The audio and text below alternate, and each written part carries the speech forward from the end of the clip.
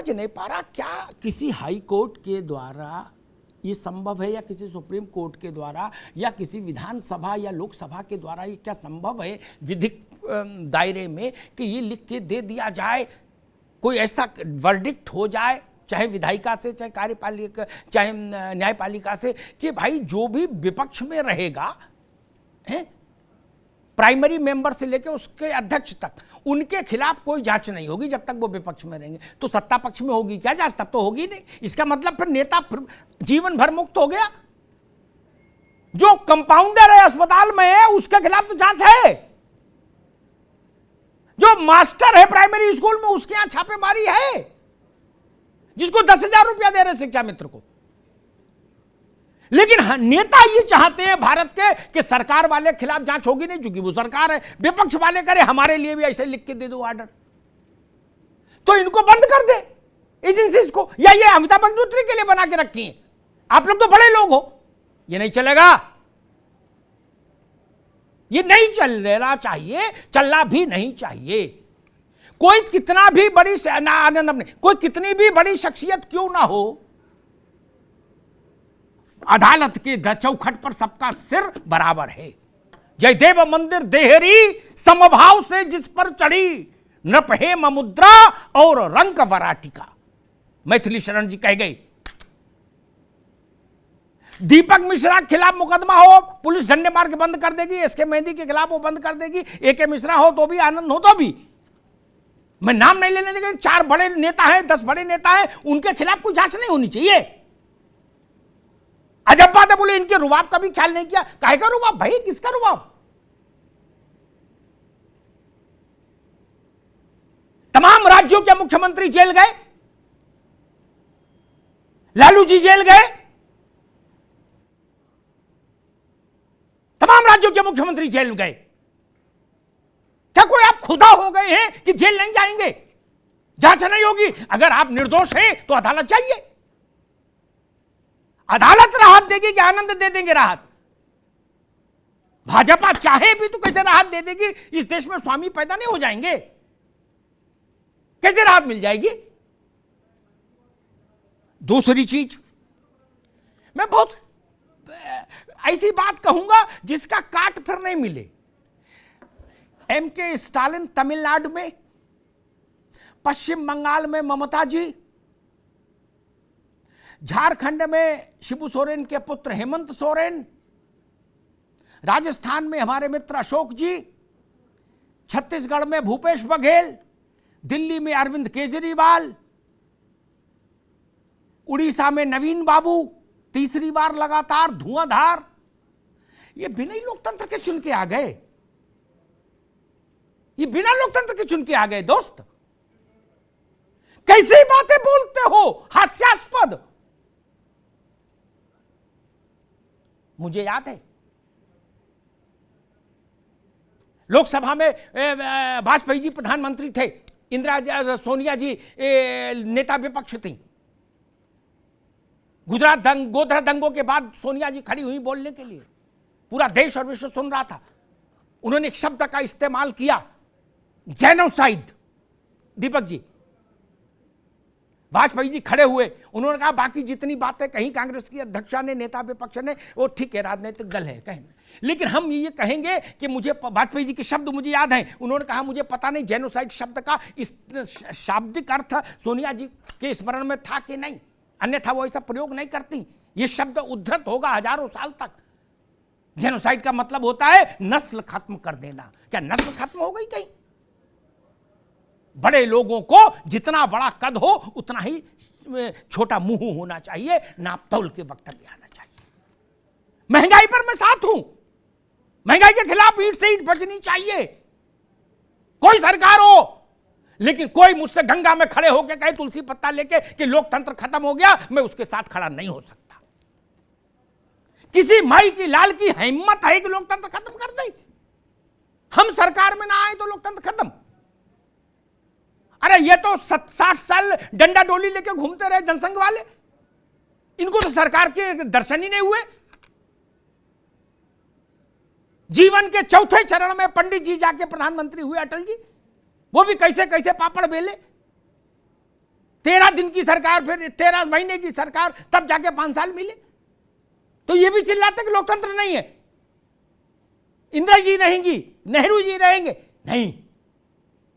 और जिस देश के सामान्य जन ने इस इतने बड़े बड़े प्रतापी राजनेताओं को सत्ताच्युत किया, वनवास भेजा, उस देश की जनता को कोई माई का लाल बांध के रख सकता है? पूरे देश में लगता था कि अब सूर्योदय नहीं होगा, लोकतंत्र का सूर्य नहीं उपजेगा। प्लास से नाखून खींच लिए जाते थे थाने में।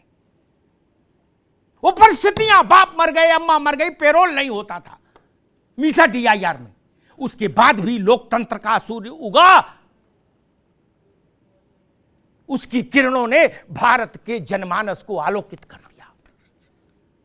और एक जयप्रकाश जी का उल्लेख हुआ, मैं बहुत विनम्रता से उस पर एक टिप्पणी जरूर करूंगा। इतिहास में सही चीज जानी चाहिए। वो बहुत बड़े लोग हैं, हम लोग उन पर टिप्पणी करने की स्थिति के लोग नहीं। इस देश में 2 लोग ऐसे हुए, नई पीढ़ी के लोग मेरी बात को जरूर सुने। इस देश में सिर्फ 2 लोग ऐसे हुए जिन्होंने कोई चुनाव नहीं लड़ा, प्रधानी तक का, गांधी और जयप्रकाश। दीनदयाल जी चुनाव लड़े, लोहिया जी लड़े, ठीक। और इन दोनों के चरणों में बैठकर भारत की सत्ता ने शपथ ली। ये भारत है, भारत, ये भारत है। किसी प्रधानमंत्री से कम सज और धज है क्या जयप्रकाश जी की?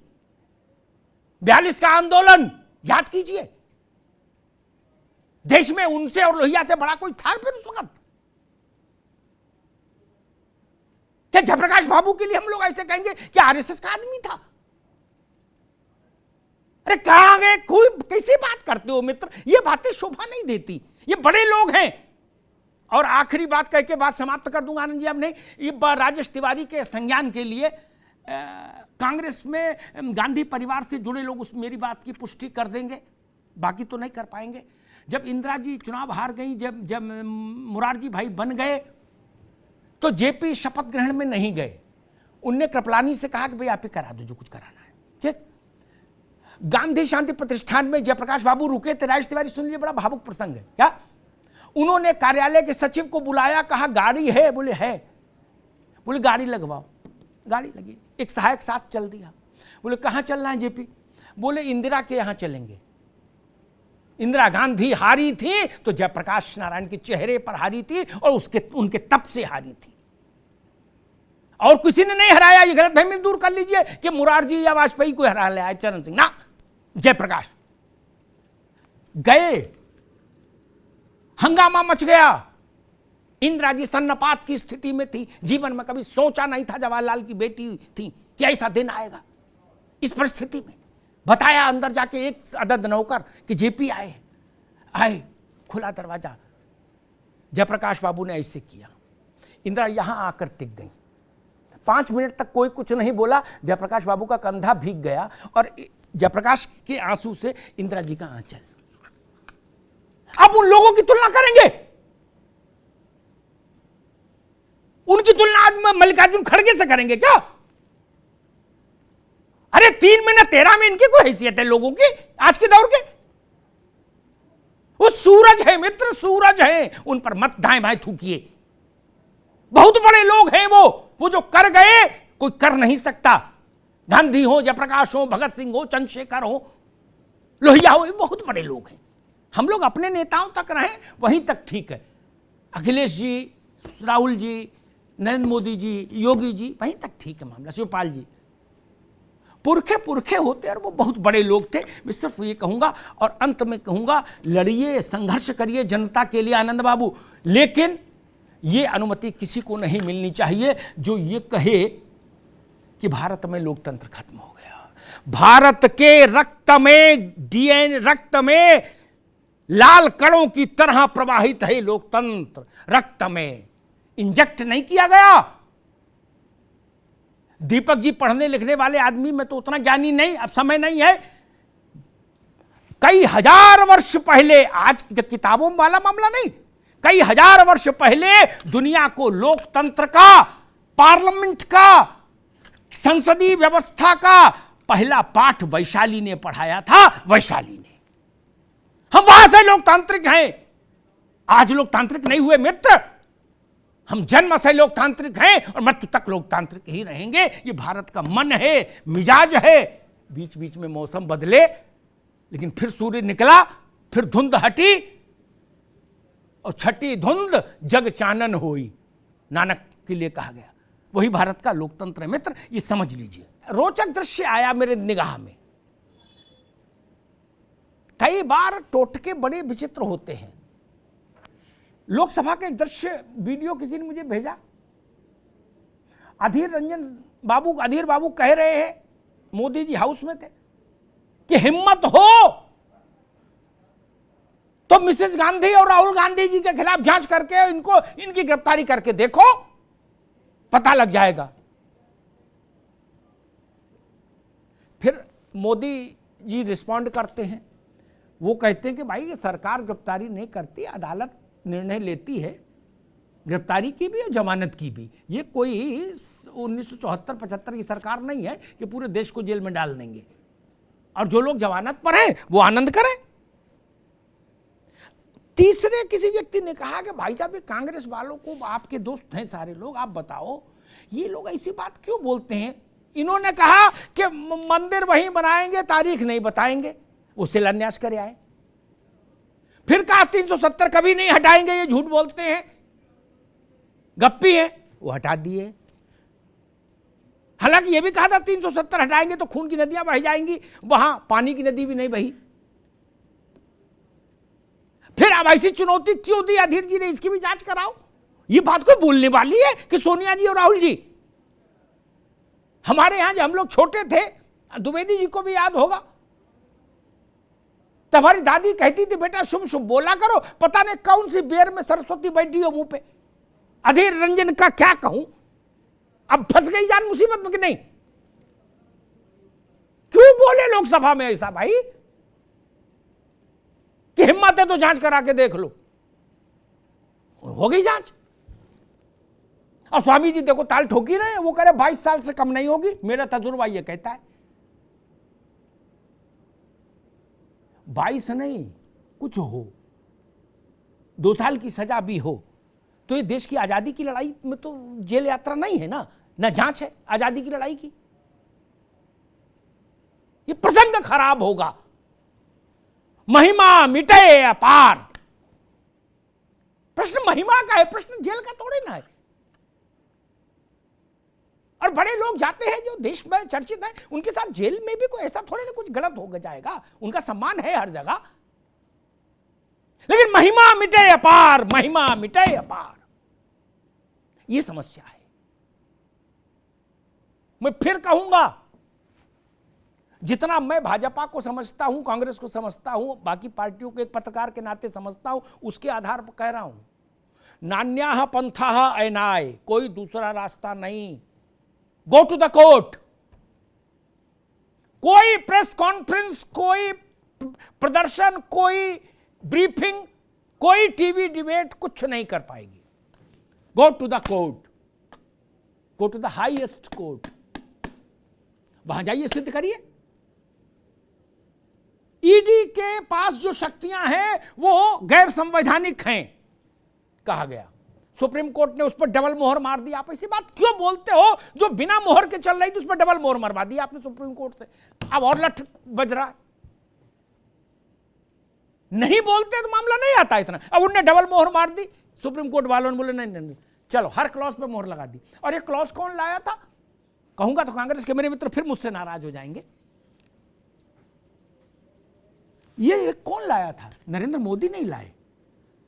ईडी को, ये बात संजीव कौशिक, त्रिपाठी जी और अंशुमान जी को सबको समझनी चाहिए। ईडी को महाशक्तिशाली, परम शक्तिशाली, त्रैलोक्य विजेता बनाने का काम किसने किया? सीबीआई को उसके सामने छोटे बच्चे के मिनिएचर के रूप में तब्दील करने का काम किसने किया? बोले सीबीआई, बोले कुछ नहीं, नैनो टेक्नोलॉजी है। नमस्ते ईडी करो। ये किसने ईडी को डबल ताकत का इंजेक्शन लगाया था? मैं बहुत जिम्मेदारी से कहता हूं, कांग्रेस पार्टी के गांधी परिवार की कृपा से दशकों दशक से राजयोग भोगने वाले चिदंबरम जी इस ईडी को डबल ताकत के 4 इंजेक्शन लगा गए थे। मैं ये नहीं कहता कि उन्होंने इस नियत से लगाए होंगे कल ये ईडी से गांधी परिवार के लिए मुसीबत बनेगी, लेकिन अगर आपको लोकतंत्र विरोधी लग रहे हैं ईडी के कानून, तो आप लाए क्यों थे? लाए क्यों थे? आपने ऐसा क्यों कहा कि ईडी को कारण बताने की जरूरत नहीं, ईडी को कारण दिखाने की जरूरत नहीं? इसका तो उत्तर कोई नहीं देता। क्यों लाए थे आप? खट्टा मीठा मीठा गप और कड़वा कड़वा थू नहीं।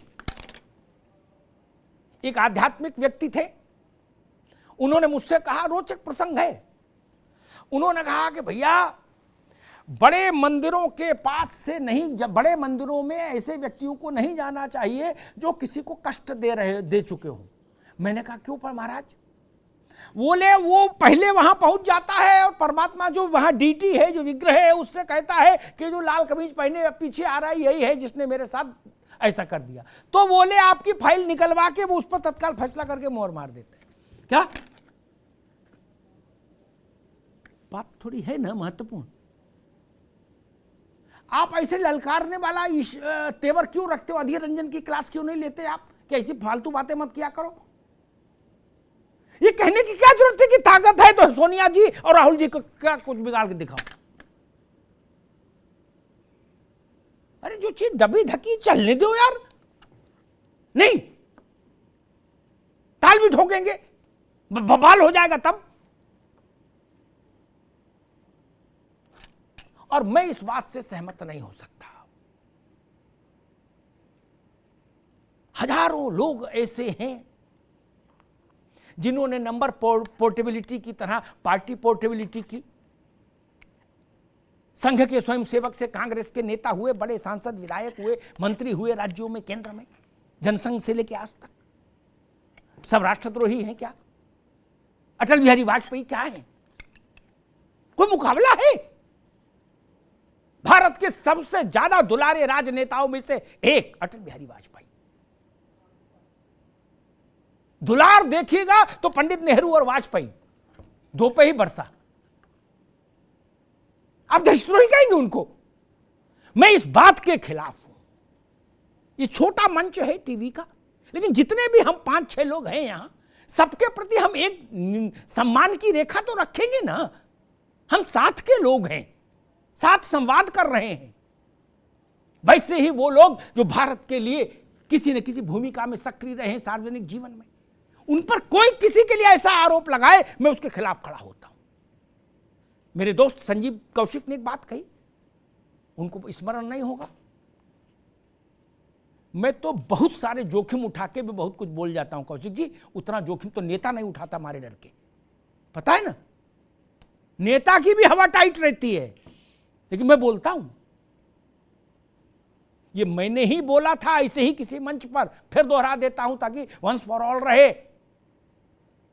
जिस वोट से योगी आदित्यनाथ उत्तर प्रदेश में, दिल्ली में अरविंद केजरीवाल, बंगाल में ममता जी, बिहार में नीतीश बाबू,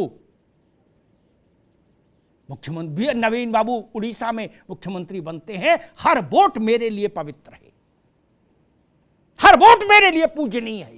ये भारत का वोट है।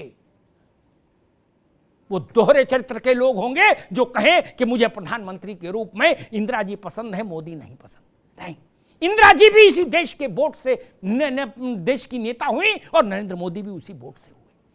कुछ छीना झपटी है कि जो दबंग था वो ले गया कुर्सी, ऐसा तो नहीं है ना।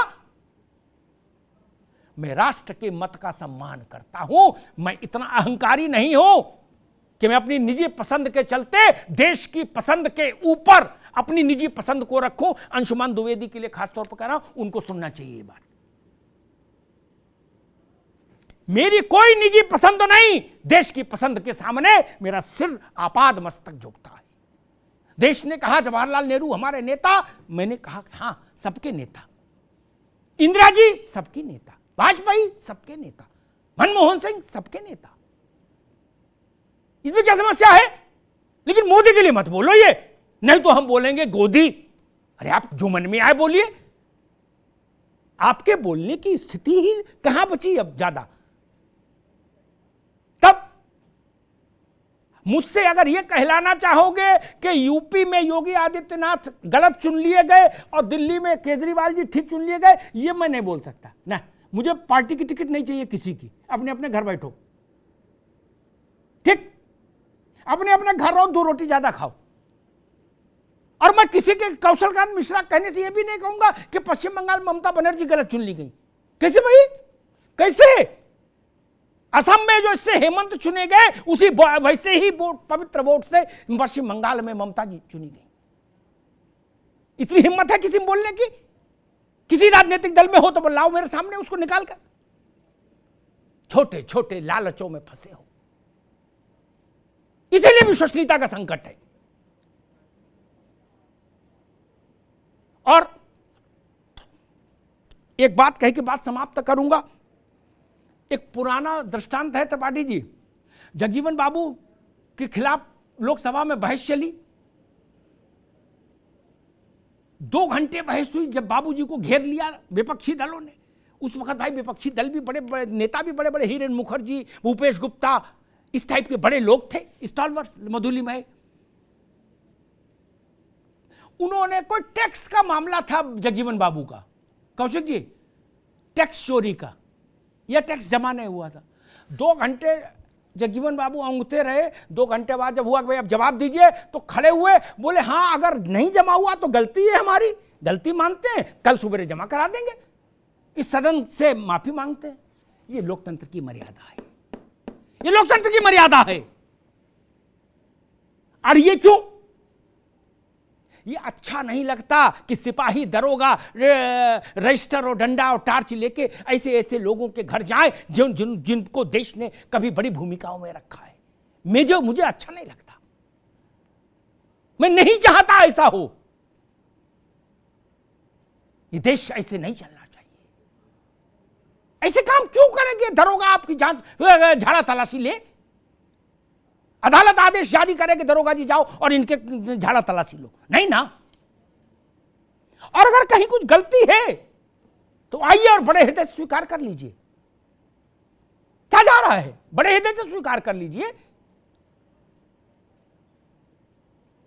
लेकिन अगर आप ऐसा भी नहीं करेंगे तो वो दौर चला गया, आरोप लगाने से राजनीतिक लाभ मिलने वाला जो काम था, उसके अंतिम लाभग्राही हितग्राही अरविंद जी थे, केजरीवाल जी, वो ले चुके लाभ। अब उसके बाद से भारत की राजनीति में बिना सब्सटेंशियल एविडेंस के आरोप लगाने से लाभ मिलना बंद हो गया। सारे चोर हैं, ये नहीं चलेगा। पिन पॉइंटेड बताइए ये चोर है, अदालत जाइए, उसके खिलाफ जांच का आदेश ले आइए तो चलेगा। वरना केजरीवाल जी ने उस प्रथा को बंद कर दिया। उन्होंने इतने आरोप लगाए और इतने माफी मांगी कि वो प्रथा ही बंद हो गई भारत में अब। इसलिए मैं सबसे कहूंगा, लोक जीवन में जितने लोग आपको लगता है भ्रष्ट हैं, उनके खिलाफ अदालत जाइए। ये देश की सेवा होगी, ये राष्ट्र की सेवा होगी और ये आपकी विश्वसनीयता की कसौटी भी हो जाएगी। ऐसा कर लीजिए, झगड़ा की जरूरत ही नहीं। मुश्किल यही है कि सियासत को तिरंगा चाहिए, अपने मिजाज वाला। वेंकैया पिंगले से क्या लेना देना? अरे आपने बना दिया तिरंगा, चलो जी जाओ ऊपर जाओ। क्या अब तो सरकारें बन गई, अब क्या पिंगले क्या करेंगे? इंगले पिंगले इसीलिए तो भूखों मर गए इस देश में। और कोई देश होता आंखों पर रखता, सुधा जी, लेकिन इंगले पिंगले को भूखों मार दिया। बाकी जो चोरी चपाड़ी में, आजादी की लड़ाई में सारा देश क्रांति तो नहीं कर रहा था, उस वक्त भी चोरी हो रही थी, उस वक्त भी दंड फंद हो रहा था, उस वक्त भी साहूकार लूट रहे थे जनता को। वो सब बाद में विधायक सांसद हुए।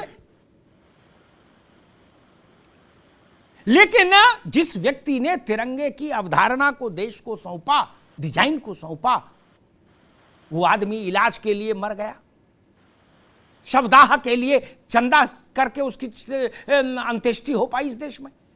और सब ये कह रहे कि भैया अग्निहोत्री जी हमें कम मत समझना, हमने तिरंगे के लिए कुर्बानी दी है। सुधा जी।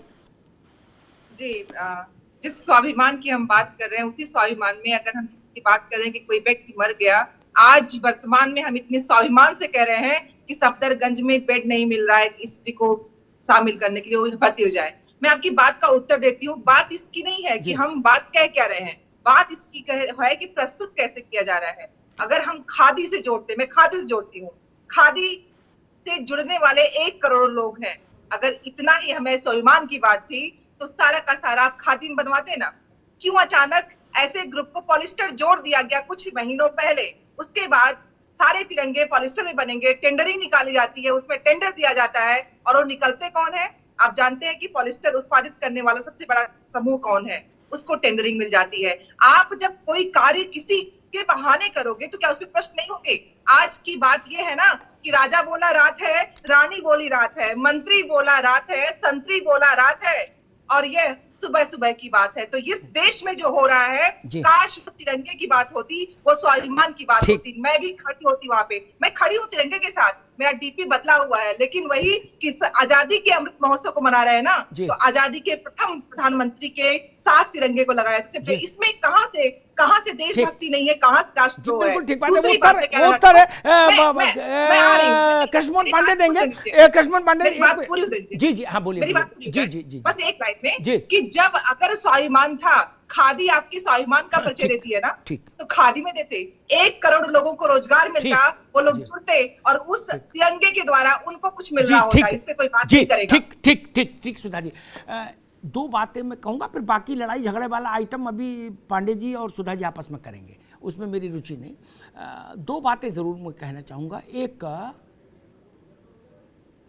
देश में खादी के उत्पादों की बिक्री में जरा आंकड़े उठा के देखिए, ये उसका स्वर्णकाल है खादी का।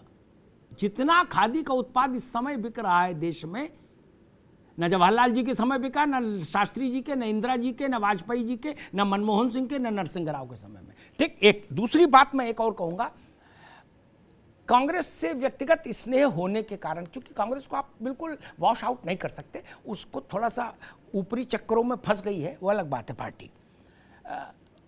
यही बात जो मेरी दोस्त ने पढ़ी कविता, सुबह सुबह की बात है, राजा बोला रात है, संतरी बोला रात है, प्रियंका जी ने उत्तर प्रदेश के चुनाव में पढ़ी थी। मोतीलाल नेहरू से लेके आज तक के इतिहास में सबसे कमजोर प्रदर्शन हो गया, यही कविता पढ़ी थी। आप ऐसे मुद्दे उठा देते हो जो देश के मन को समझ नहीं आते। अब आप मुद्दा ले आए, बोले जी ने खादी का करते तो हम साथ खड़े होते। ठीक है, अच्छी बात, आपको आजादी है, आपको आजादी है कहने की। बोले ने पॉलिस्टर कर दिया इसलिए हम अलग हो गए। ठीक है, नहीं, ये भी कुछ दिन में स्कैम बन के आएगा कि पॉलिस्टर को बेचने के लिए किया गया। क्यों नहीं हम कह सकते? ठीक है कृष्णमोहन पांडे जो कह रही है उसका उत्तर दीजिए। और भैया मैंने एक बात कही, उस आंकड़े को भी मैं चाहूंगा कि मेरे कांग्रेस के मित्र देखें, वो गूगल पर उपलब्ध है, कि क्या सर्वकालिक तौर पर all time highest sale of khadi products है भारत में या नहीं। अगर है तो ईमानदारी स्वीकार करिए, फिर थेतरे ही नहीं। कृष्णमोहन पांडे जी। अमिताभ जी, मैं तो जो उत्तर देना चाहता था उसका उत्तर पहले आप ही ने दे दिया कि मतलब सर्वाधिक ये खादी के लिए स्वर्णिम काल है, और देश के यशस्वी प्रधानमंत्री ने खादी के लिए अलग से प्रोजेक्ट बनाया, और आज के समय में वास्तव में ये खादी का स्वर्णिम काल है। मेरी बहन को शायद इस बात की जानकारी ना हो, मैं इसके लिए क्षमा प्रार्थी हूं कि मैंने ये कहा कि बहन को जानकारी नहीं है, परंतु इन्होंने कहा कि देश की जो डीपी है, तिरंगा यात्रा है, उसमें नेहरू जी के साथ क्यों न जोड़ा जाए। साहब, देश के नेहरू जी पहले प्रधानमंत्री तो थे, परंतु क्या एकमात्र प्रधानमंत्री तो नहीं थे, ढेर सारे प्रधानमंत्री हुए, तो क्या सालों के साथ जोड़ते जाए डीपी को? परंतु ये तिरंगा यात्रा है, तिरंगा पूरे देश का है, तिरंगा कांग्रेस का नहीं है, तिरंगा नेहरू जी का नहीं है, तिरंगा कांग्रेस पार्टी का परिवार का नहीं है, 75 वर्ष शुरुआत माता राधा रानी का तिरंगा नहीं है, तिरंगा संविधान द्वारा है। आजादी का 75 वर्ष मना रहे हैं, संविधान उस और 75 वर्ष तक पहुंचने के लिए संविधान है पहले और उस प्रधानमंत्री संविधान को हमारे मानने वाले नेहरू लोग जी थे। सिर्फ व्यक्ति की आपको तो तरफ से जोड़ना नहीं, मैं चाहिए, किसी नरेंद्र मोदी आपको के साथ क्यों नहीं जोड़ने की बात जोड़ना नहीं है? कर रहा, आजादी किसी का आजादी के साथ व्यक्ति से जोड़ने की बात नहीं कर रहा, क्योंकि ये तिरंगा संविधान का आजादी प्रतीक का है, ये ये अमृत संविधान महोत्सव है ये तिरंगा और उस लोकतंत्र का प्रतीक है, आजादी के ये तिरंगा अमृत देश महोत्सव में एक पंडित जवाहरलाल नेहरू क्यों नहीं होने चाहिए? फेडरलिज्म क्योंकि का आप प्रतीक है। 75 वर्ष ये मेंशन कर तिरंगा रहे हो, देश तो के आपके उन 75 वर्ष 105 में करोड़ लोगों शुरुआत का पहले प्रतीक है। वर्ष से इसको किसी व्यक्ति पंडित से जवाहरलाल जोड़ना नेहरू के द्वारा निश्चित तौर होनी पर चाहिए। तिरंगे का आप लोगों को अपमान है। सम्मान हाँ, कहना ये चाहिए। कार्य कांग्रेस कर आपकी सकती है, कांग्रेस नहीं होता क्योंकि है। आप बिल्कुल एक नहीं। पारिवारिक आप पार्टी अपने हैं, क्यों आप बोल रहे एक हैं? पारिवारिक पार्टी पार्टी है, एक हम परिवार से देश जुड़ी की हुई है राष्ट्रीय कि पार्टी नेहरू है, के बाद बिल्कुल नहीं। इंदिरा के बाद राजीव हम राजीव के बाद बोलने वाले सोनिया लोग सोनिया नहीं, के बाद बस दो प्रियंका लोगों की और तुम्हारी प्रियंका के पार्टी चल अगला रही है। बिल्कुल पर्दा नहीं, का बेटा। बिल्कुल आप नहीं। एक पारिवारिक जिंदा ने इसके- परिवारवादी पार्टी से जुड़े आप लोग बोलते हैं रहिए, और परिवार आप को बोलते आप रहिए। तिरंगे से और जोड़िए, मेरा परंतु कहना है ये देश कि मेरे कभी देश भी के कभी भी 75वें किसी परिवार से आजादी किसी व्यक्ति से अमृत किसी महोत्सव पार्टी में से मैं जुड़कर चाहती तिरंगे हूँ को कि स्वीकार नहीं देश के करेगा, प्रथम क्योंकि ये तिरंगा प्रधानमंत्री देश के का स्वाभिमान है, मुख के तिरंगा साथ संविधान का तिरंगे को स्वाभिमान है, रखा जाए। तिरंगा तिरंगा इस भी तभी फेडरलिज्म का आएगा और प्रधानमंत्री भी तभी जी, आए थे। ठीक है, हमारे ठीक, देश के ठीक है, तिरंगा स्वतंत्रता एक मिनट रुकिए, एक मिनट, एक स्वीकार मिनट, करता है। एक मिनट रुकिए, एक वो मिनट। तिरंगा अरे भाई रुकिए, को पांडे जी बताता आप भी है, रुको, वो सुधा जी, बताता है सुधा जी आप भी कि रुको। इस देश मैं में डॉक्टर इस देश में नितेंद्र, संघ अरे सरकार रुको है, पांडे जी, इस देश में रुकिए भाई, संविधान है, पांडे और देश में जी लोकतंत्र रुकिए, है। सुधा जी आप भी रुकिए, अभी नहीं। नितेंद्र जी के पास चलूंगा। पहले तिरंगा था आजादी से पहले, उसमें चरखा बना था बीच में, ठीक। जब वो कांग्रेस, जब देश आजाद हुआ तो जो भारत का झंडा हुआ वो कांग्रेस के झंडा नहीं हुआ नितिन बाबू ना, वो झंडा हुआ जिसमें अशोक के सारनाथ के लाट से उठाकर हम अशोक चक्र लाए और वो रखा, ठीक। तो पार्टी से कलर कॉम्बिनेशन तो मैच करता है, लेकिन पार्टी का ट्रेडमार्क उस पर नहीं लग सकता। वो चीज अलहदा है, ये चीज अलहदा है। मुझे लगता है समस्या यहां से पैदा होती है जब आजादी के सारे प्रतीकों पर कांग्रेस अपनी स्टैंपिंग करने की जिद करने लगती है। तो कश्मीर से कन्याकुमारी और असम से गुजरात तक लाखों लोगों ने जो कुर्बानियां दी 1857 से लेकर 1947 तक 90 साल में, उनको आपत्ति होती है क्योंकि सबके पुरखे इसमें लड़ाई में शामिल थे। अब वंशराज दुबे और नितेंद्र और अमिताभ अग्निहोत्री तो आजादी की लड़ाई में शामिल नहीं हो सकते ना, और प्रियंका गांधी भी नहीं हुई थी, अखिलेश यादव भी नहीं हुए थे, नहीं ना, अरविंद केजरीवाल भी नहीं हुए, द्रौपदी मुर्मू जी भी आजादी के बाद जन्मी। इन तर्कों का कोई अर्थ है क्या नितेंद्र जी? अब कोई अर्थ है क्या? जी नहीं, देखिए हमेशा अंताजी एक परंपरा होती है। पहली चीज तो मैं इस बात को क्लियर कर दूं कि समाजवादी पार्टी किसी तिरंगा, घर घर तिरंगा किसी कार्यक्रम का कोई विरोध नहीं कर रही, हम उसका स्वागत करते हैं, बल्कि हम उसके 2 कदम आगे बढ़ के चल रहे हैं। हम तो उसको 9 अगस्त तक स्वीकार कर रहे हैं, जो एक ऐतिहासिक दिन था आजादी की लड़ाई का। यह सच है कि उस समय ना तो आदरणीय अखिलेश यादव पैदा हुए थे, ना नितेंद्र पैदा हुए थे, ना हमारे जो पैनलिस्ट बैठे साथी वो पैदा हुए थे। निश्चित रूप से हमारे बुजुर्गों ने, हमारे पूर्वजों ने, और वो सारे देश में उस समय, जैसा कि आदरणीय के विक्रम राव साहब बैठे, बहुत विद्वान व्यक्ति हैं, मैंने इनको कई बार सुना है नेताजी की मंचों पर, और मैंने इनका वो भी दौर देखा है कि इन्होंने कितनी यात्राएं झेली हैं, इनको बेड़ियां तक पहनाई गई। तो ये ऐसे लोग बैठे हैं आज, इनसे हमें सीखने की भी जरूरत है, हम लोग इनसे सीखेंगे भी, समझेंगे।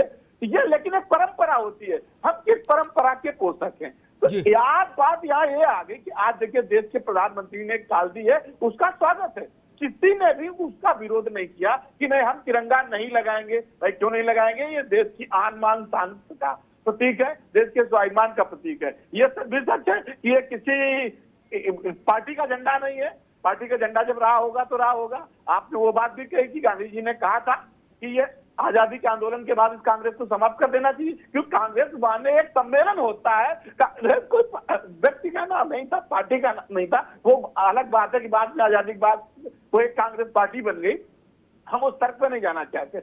हमारा तो सिर्फ ये कहना है कि बार बार भारतीय जनता पार्टी इसका क्रेडिट क्यों लेना चाहती? आदरणीय प्रधानमंत्री जी ने चलिए ठीक है कॉल कर दी, हम स्वीकार, हम उसमें शामिल है, 13, 14, 15 में शामिल है, लेकिन चूंकि ये ऐतिहासिक 9 अगस्त था, हम उस वहां से शुरू हो रहे हैं क्योंकि आजादी का अमृत महोत्सव देश के लोगों को पता चलना चाहिए था कि अंग्रेजों भारत छोड़ो का नारा। भारतीय जनता पार्टी क्रेडिट नहीं ले रही है, भारतीय जनता पार्टी के एक साथ आइए, मंच पर आइए। भारतीय जनता पार्टी का ये कार्यक्रम नहीं है, ये भारत सरकार का कार्यक्रम है, और एक साथ मंच पे आइए। आपका स्वागत है, आपका स्वागत है नितिन जी। भारतीय जनता पार्टी का कार्यक्रम नहीं है, ये भारत सरकार का कार्यक्रम है। आप एक मंच पर आइए, एक साथ चल के हम तिरंगा लगाते हैं, हर घर तिरंगा लगाते हैं, इस बात को स्वीकार कीजिए। और आप भारतीय जनता पार्टी का कार्यकर्ता, समाजवादी पार्टी का कार्यकर्ता आए, एक साथ हर घर चले, हर घर चल के और एक एक घर पर तिरंगा लगाए, इससे और अच्छा क्या हो सकता है? भारतीय जनता पार्टी कहीं क्रेडिट नहीं ले रही है। हाँ, समस्या समाजवादी पार्टी को है, क्योंकि उनको देश के संविधान में, देश के कानून में, देश के लोकतांत्रिक व्यवस्था में, देश के कानून के व्यवस्था में उनको कोई रुचि नहीं है। अन्यथा भारत सरकार के इस कार्यक्रम का आप स्वागत करते और एक साथ आके कहते कि आइए हम साथ साथ चलते, और देश के हर घरों में 20 करोड़ क्यों, उससे भी अधिक यदि परिवार है तो उनके चल के एक साथ झंडा लगाते हैं। आपका मस्तिष्क झंडा लगाना नहीं है, आपका मस्तिष्क चल रहा है वोट कैसे ले ले, राजनीति कैसे करे। देश की जनता पहचानती है आपको, आपको 14 में पहचाना, 17 में पहचाना, 19 में पहचाना, 22 में पहचाना, और आगे 24 में भी पहचान की, क्योंकि आप जनहित के मुद्दे एक मिनट नितिन भाई, एक मिनट भैया पांडे जी, एक मिनट अरे तार्किक बात होनी तो ठीक। तिवारी साहब, कल संसद में, लोकसभा में विपक्ष ने कहा कि भाई महंगाई डायन खाए जात है, ठीक।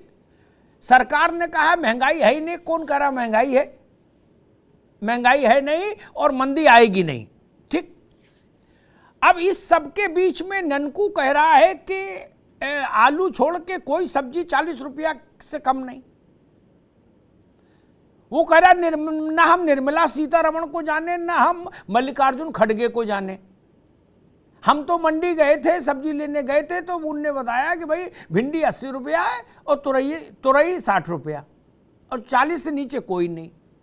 तो किसकी बात माने हम लोग? थोड़ा ज्ञानवर्धन करिए तिवारी जी। देखिए अमिताभ जी, महंगाई को मापने के जो तौर तरीके भारत में है और पूरी दुनिया में है, यहाँ तक कि अंतर्राष्ट्रीय मुद्रा कोष भी, IMF भी जी उसी मापदंड को मानता है। मैं शुरुआत करता हूँ IMF के उस फोरकास्ट से, भविष्यवाणी से, जो उसने 2022-23 के लिए किया है कि वित्त वर्ष में जो महंगाई की दर भारत में है वो करीब 7% के इर्द गिर्द रेंग रही है जी। महंगाई है, इसका मतलब जो संसद में बात उठ रही कि महंगाई नहीं है, या आपने अपनी पार्श्व भूमिका में भी उस बात को रेखांकित किया। महंगाई तो है, लेकिन महंगाई की तुलना जरूर करनी पड़ेगी कि पहले महंगाई कितनी थी, अब कितनी है। दो संकट पहले आए 2008-9 में, 2013-14 में, तब क्या महंगाई दर थी। बातें कई उठेंगी, तुलनात्मक रूप में आंकड़ों से चलें, अर्थशास्त्र से चलें जी। IMF का फोरकास्ट ये भी कहता है कि जो महंगाई की दर अमेरिका की है वो 9%, यानी ज्यादा है भारत की तुलना में। तो महंगाई कम है, ज्यादा है, ये तो कहा जा सकता है, लेकिन महंगाई नहीं है ये नहीं कहा जा सकता। ठीक बात। ये एक बड़ी आर्थिक भ्रांति को पैदा करने वाला स्टेटमेंट हो सकता है जी।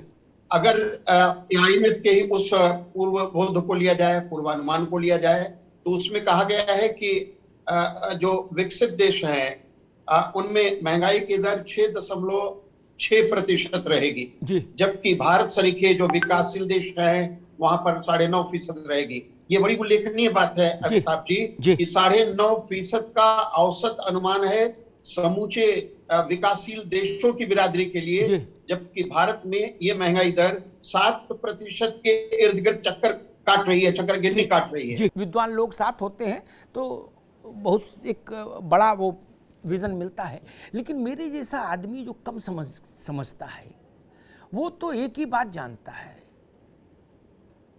पहले 1 साल पहले ननकू की बाह की हड्डी टूटी, उससे 1 साल पहले उसकी टांग टूटी, ठीक, अब की टूटी रीढ़ की हड्डी। क्या हम ननकू से ये कह सकते हैं कि हम पिछली बार भी तो टूटी थी, उससे दर्द से इस दर्द की तुलना करो, खामोश रहो, लेटे रहो? नहीं ना। गरीब के पास कुशन नहीं है। ये IMF हो, वर्ल्ड बैंक हो, निफ्टी हो, सिफ्टी हो, चिफ्टी हो, कोई हो, मैं पूछता हूं गरीब के पास कोई कुशन है क्या दादा? गरीब तो एक 5 रुपया दाम बढ़ जाए चीनी का तो उसके लिए चीनी झेल हो जाएगी। IMF कुछ भी कहे। अमेरिका दूसरा अमेरिका, हमारे जैसे गांव के लोग तो इतना जानते हैं कि हमारे यहां मान लीजिए फरुखाबाद में पिक्कू बाबू थे, उनको कहा जाता है बहुत रईस आदमी, तो उनकी सेहत पर 9 ने 18% महंगाई हो जाए तो क्या फर्क पड़ रहा है? उनके यहां सेवाना थोड़े बंद हो जाएंगे, लेकिन ननकू के बच्चे भूखे रह जाएंगे। मसला यहां पर है, मसला यहां पर है। अमेरिका से हमारी क्या तुलना भाई बताओ? अमेरिका में जो गरीब है हमारे यहां वैसे रईस है, कोई मतलब है नहीं। मैं तो वही बात जानता हूं जो आंखों से देखूं भाई। ताहिरा हसन जी, क्या स्थिति है? विपक्ष कह रहा कि ऐसी महंगाई कभी नहीं रही, वो भी झूठ बोल रहा, और सत्ता पक्ष कह रहा कि कतई महंगाई नहीं, वो भी झूठ बोल रहा। ननकू दोनों की बात सुन के सिर पीट रहा है, और ननकू कह रहा है कि हमने तो वो दिन देखा ही नहीं जब सस्ता रहा हो। महंगाई सापेक्ष मामला है ना। कई लोग कहते हैं कि जब देश आजाद हुआ तो 2 रुपए में देसी घी मिलता था, तो मैंने पूछा दादा तब रुपया किसके पास होता था? इस तमाशे का कोई मतलब है? ताहिरा हसन जी जी बिल्कुल अमिताभ जी, ये तो अजीब सी बात है। सीतारमण जी एक महिला होकर हमारी फाइनेंस मिनिस्टर हैं, उन्होंने जिस तरह से बात रखी उससे लगता है कि वो हमारे हाशिया के समाज की बात को समझती नहीं, उनके दर्द को उन्होंने समझा ही नहीं। क्योंकि देखिए दूध का दाम बढ़ा, दही का दाम बढ़ा, टमाटर 80 रुपए किलो हो गया, जो सरसों का तेल है उसका दाम कितना महंगा हो गया है, समय सब चीज महंगी है, गैस का सिलेंडर का दाम कितना है। एक आम आदमी के लिए, मैं तो कहती हूँ लोअर मिडिल क्लास और मिडिल क्लास के लिए भी जिंदगी चलाना आसान नहीं है। और जो अभी ग्लोबल हंगर इंडेक्स की बात है, अभी हमारे आर्थिक विश्लेषक जी बैठे हुए हैं, उन्होंने भी देखा होगा हम 101 नंबर पे हैं सिर्फ 116 कंट्रीज में। और हम जो ऑक्सफैम इंटरनेशनल की रिपोर्ट आई है इनइक्वालिटी पर, 1% भारत में जो है वो 22% जो हमारा धन है भारत का इकोनॉमी है उस पर होल्ड करता है। तो हमारा एक बड़ा चंक जो है, एक बड़ा हमारा जो तबका है वो अधिकारमय है, उसके पास रोटी के साथ दाल नहीं है। तो उस समय ये बात करना मुझे लगता है बेमाने है बिल्कुल जी। ठीक, जब आप उनको पौष्टिक आहार नहीं दे सकते तो हमारे वो गरीब ठीक है ताहिरा जी, अब बाकी लोगों को भी बहस में ले आए। अभी पौष्टिक की चिंता छोड़ो, अभी आहार पर जोर है मेरा। पहले आहार मिले, पौष्टिक तो बाद में हो जाएगा। तो पौष्टिक ढूंढेंगे तो फिर हो ही जाएगा। जब हमने ठीक है उनकी थाली में कुछ आएगा ही नहीं। अरे रुकिए, आम महिला की मीसम जैदी भी हमारे साथ जुड़ गए, समाजवादी पार्टी के प्रवक्ता, उनका भी बहुत स्वागत है। मीसम जैदी जी, हम इधर से चल रहे थे, आप बीच में आ गए, चलिए आप इस बात करते हैं, फिर प्रियंका जी के पास जाएंगे, और सबसे अंत में आज थोड़ा सबको सुनना होगा हमारी मित्र शबनम पांडे को, क्योंकि वो सत्तारूढ़ दल से हैं, इसलिए सुनना भी चाहिए। ये लोकतंत्र का मूल गुण भी होना चाहिए। मीसम जैदी,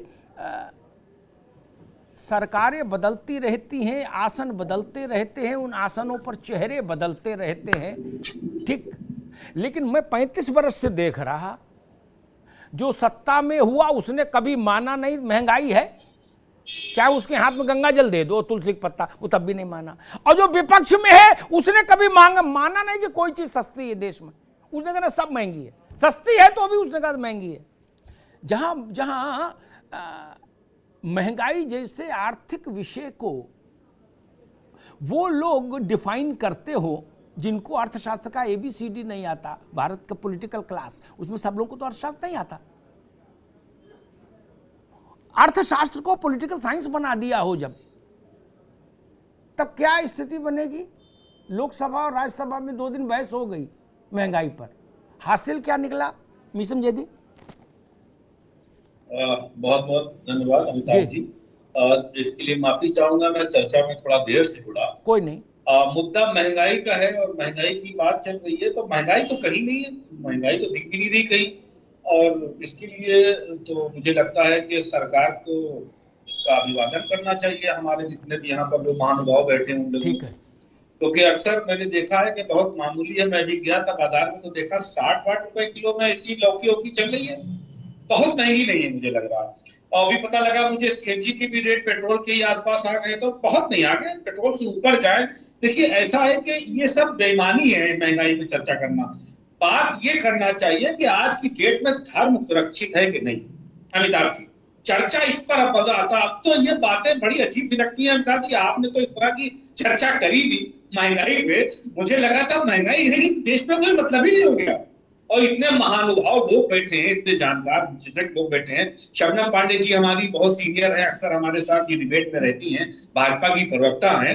और मुझे लगता है कि देश में सभी लोग मांसाहारी नहीं है, शाकाहारी भी हैं। और मुझे लगता है शबनम पांडे जी, मुझे लगता है कि ये वेजिटेरियन होंगी, तो इन्होंने सब्जी खरीदी होगी। अगर इनको महंगी लग रही है तो महंगी है अमिताभ जी, और अगर इनको महंगी नहीं लग रहा तो मुझे लगता है महंगा नहीं। ठीक बात है, बिल्कुल नहीं है। ऐसा देखिए नाइंसाफी होगी कि शबनम पांडे जी को कोई चीज जो है वो सस्ती लगे और हमें महंगी लगे। ठीक बात है, ठीक है। समाजवादी पार्टी को उत्तर प्रदेश में बहुत अरसे बाद कोई ऐसा नौजवान मिला जो सपा की मूल शैली के से हटके अच्छे ढंग से अपनी बात कह सकता है। वरना सपा की शैली है कि हल्ला गुल्ला, गिलास तोड़ दो, मेज पलट दो टाइप का, है ना, तो उससे बात तो बनती नहीं। लेकिन अच्छी बात है, शैली अच्छी है। प्रियंका गुप्ता जी, आपका तजुर्बा क्या है?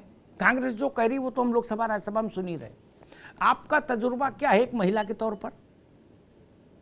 अमिताभ जी देखिए, जैसे कि सत्तारूढ़ दल की बात अगर की जाए तो ये जो है 2014 में तो सिलेंडर की महंगाई इनको दिखती थी, इनको प्याज की महंगाई भी दिखती थी, तब ये सड़कों पे भी बैठा करते थे। पर तब सिलेंडर की कीमत 415 रुपए थी, और आज सिलेंडर जो हम भरवाते हैं, रिफिल कराते हैं, उसकी कीमत 1053 रुपए। तो अब महंगाई है कि नहीं, आप ही बता दीजिए जी। दूसरी चीज मैं ये कहना चाहूंगी, आप आटा खरीदने चाहिए, उस पर 42% महंगा हो चुका है। आप जो आटा खरीदते वो महंगा, आप जो दूध खरीदते वो महंगा, जो आप दही खरीदते वो महंगा, जो आप चावल खरीदते वो महंगा, गेहूं पर टैक्स लगाया है। अरे भैया ये किससे वसूल रहे हो? आप कहते हो इतनी GST मिल रही है आपको, फलाने से इतनी इनकम हो रही है, कहीं महंगाई है नहीं, अर्थव्यवस्था एकदम चंगी चल रही है, तो फिर क्या जरूरत पड़ गई छोटी छोटी चीजों पर टैक्स लगाने से जो आम आदमी खाता है? कहीं ना कहीं अर्थव्यवस्था आपसे नहीं संभल रही। और रुपए की वैल्यू जब तक नहीं बढ़ेगी तब तक कहां से महंगाई घटेगी, आप ये बताइए। रुपए की वैल्यू तो दिन रात घटती ही चली जा रही है। ठीक। डॉलर के मुकाबले हमारे रुपया घटता चला आ रहा है। आप बताइए, जो गैस का कनेक्शन लेते थे उसके लिए आज हमें दुगनी कीमत पे करनी पड़ी, जो रेगुलेटर खरीदते थे वो भी 100 रुपए महंगा हो गया है, उसके लिए जो सिक्योरिटी मनी डिपॉजिट करते थे वो भी दुगनी हो गई। तो आप बताइए, महंगाई ना कहे तो क्या कहे, इसे क्या कहे? मैं शबनम पांडे के पास आ रहा हूँ अब। ठीक है, प्याज नहीं खाती भी तो प्याज में महंगाई उनको समझ में नहीं है, पर खाना तो खाती है ना, रोटी तो खाती है, दाल खाती होंगी, चावल खाती होंगी, उसमें भी महंगाई नहीं दिखती क्या? ठीक है प्रियंका जी। तिवारी साहब, अब आप ही पास आ रहा हूँ शबनम जी, बस एक दो मुझे टिप्पणी करनी है इस अभी तक की बहस पर। तिवारी साहब, बड़ा विचित्र राग ये है कि हमारे जैसे आदमी ने भी आज तक डॉलर नहीं देखा, कभी जरूरत ही नहीं पड़ी क्या? तो ननकू और रज्जाक की तो छोड़ ही दो, वो जब ये सुनता है कि डॉलर ऊंचा हो गया इसलिए उसकी रोटी अब 2 की जगह 1 मिलेगी, तो वो दीवार में सर मार लेता। वो कहता जिसके नाश पीटे, हमने देखा नहीं डॉलर, हमारा लेना देना नहीं डॉलर से है, और रोटी हमारी कम हो गई। अजब तमाशा है भाई, मैंने नहीं देखा आज तक डॉलर। ये अधिकारी, नेता, कारपोरेट, यही लोग खेल कर रहे हैं ऑल डॉलर का, बाकी कौन जाने डॉलर। एटाइटाबा, फरुखाबाद, मैनपुरी चले जाइए घूमते हुए, मीलों मील, वहां डॉलर से क्या लेना देना? डॉलर अंडरवियर बनियान तो आदमी जानता, बाकी डॉलर नहीं जानता। पहले राजनीति में नारे गूंजा करते थे, ये देखो इंदिरा का खेल, खा गई चीनी पी गई तेल, ऐसे नारे, इस दीपक में तेल नहीं, सरकार चलाना खेल नहीं। अब वो सब नारे गायब हो गए। अब एक ही तरफ नारा, भाजपा वाले भी एक ही नारा लगा रहे और भाजपा के खिलाफ वाले भी ईडी ईडी। ईडी के लिए बड़ा गर्व की बात है, पूरे देश में सारी पार्टी मिलकर एक ही नारा लगा रही, ईडी ईडी ईडी ईडी। तो जरा आपसे समझना चाहेंगे ये मसला क्या है। अब जैसे पार्थ चटर्जी, उनके और उनकी जो वो है महिला अर्पिता, उसके 10-12 मकान में जहां जहां ताला खोला वहां ऐसे मिले से आलू का ढेर लगा हो। अब वो भी कह रहे कि ईडी हमको परेशान कर रही राजनीतिक कारणों से। क्या कुछ ऐसा अरेंजमेंट नहीं हो सकता कि भाई ये कह दिया जाए कि नेताओं को छूट होगी, वो ताले में भी ना रखे, खुले में भी रखे नोट, कोई उनको नहीं पकड़ेगा, ये लफड़ा खत्म करो, ये लड़ाई तो खत्म हो। आशीष जी। जी जी जी, पहली बात जी तो मैं ये कहना चाहूंगा, जी देखिए इस देश में एक सुप्रीम कोर्ट ने एक निर्णय दिया था, उस निर्णय में उन्होंने कहा था, जस्टिस JS वर्मा साहब ने, कि be you ever so high, law is above you. यानी इस देश में चाहे आप जितने बड़े ओहदे पे हो जी, राष्ट्रपति और राज्यपाल के अलावा और फॉरेन डिप्लोमेट के अलावा सब पे कानून बराबर है। दूसरा सवाल ये आता है कि PMLA क्यों? देखिए PMLA के जो स्कीम है उसमें ये बताया गया है कि जब तक कि कोई शेड्यूल्ड ऑफेंस में FIR नहीं होती, ED can not come in action. ED action में तभी आएगी जब लॉ इन्फोर्समेंट एजेंसी ने कोई FIR कर रखी है। जैसे पार्थ मैटर या अर्पिता वाला है, इसमें टीचर रिक्रूटमेंट में कलकत्ता हाई कोर्ट के डायरेक्शन पे CBI ने केस रजिस्टर किया, उसके बाद ED ने अपनी कार्रवाई की। अब उस कार्रवाई में उनको 50 करोड़ रुपए मिले। जी देखिए अग्नोत्री साहब कि इतना बड़ा अमाउंट का मिलना अपने आप में ये प्रदर्शित करता है कि ये पैसा प्रोसीड ऑफ क्राइम है। और मुझे ये लगता है कि जितने बड़े बड़े लोग हैं, आपने अपने ओपनिंग रिमार्क में यही कहा कि अगर कोई पाक साफ है तो उसको ED से क्या डरना, CBI से क्या डरना, जब तक कि उसके पास, अब जैसे कल राउत जी के यहाँ सर्च हुई तो 11 लाख रुपए बरामद, तो उनको एक्सप्लेन करना पड़ेगा कि वो पैसा कौन सा है, कहां से आया। देखिए ऐसा होता है कि ED की कार्रवाई में जो भी धन, जो भी पैसा सीज किया जाता है, उसके बाद 30 दिन के भीतर वो IO जो है एक ओरिजिनल एप्लीकेशन दायर करता है एडजुडिकेटिंग अथॉरिटी के सामने, और एडजुडिकेटिंग अथॉरिटी उस व्यक्ति को नोटिस इशू करता है और उससे आग्रह करता है कि आप बताएं कि कहां से ये पैसा आया, इसका सोर्स क्या है। अगर वो वाजिब तौर देने में सफल होता है वो पैसा ले जाएगा, वरना वो पैसा। ठीक बात आशीष जी, बिल्कुल ठीक बात, आएंगे आगे दोबारा में। एक बात मैं पूछ लूं जी, किसी के घर, जितना मेरे जैसा सामान्य आदमी समझ पा रहा है, मैं तो कानून का जानकार नहीं, सामान्य आदमी, मान लीजिए किसी के घर में 10 करोड़ भी मिले, 11 लाख छोड़ो, उसको नोटिस आया कि भाई इसका जवाब दो, 10 करोड़ कहां से आए। अगर उसने जवाब ठीक दे दिया और प्रमाणित कर दिया कि 10 करोड़ मेरे ही नंबर 1 का पैसा है, तब तो ED कुछ नहीं कर पाएगी ना, वापस चली जाएगी, चाहे उसको रिलीज कर दिया जाएगा। वही ठीक, वही बात।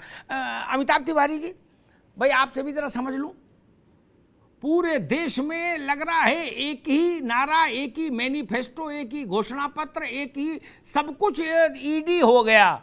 जैसे था राम नाम केवलम, वैसे ED नाम केवलम।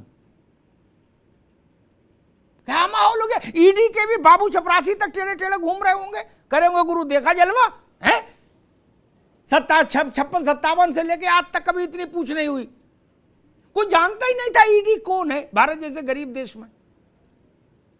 अब गांव तक का आदमी जान रहा, कह रहा गुरु ये ईडी चक्कर क्या है, ये बताओ तिवारी जी।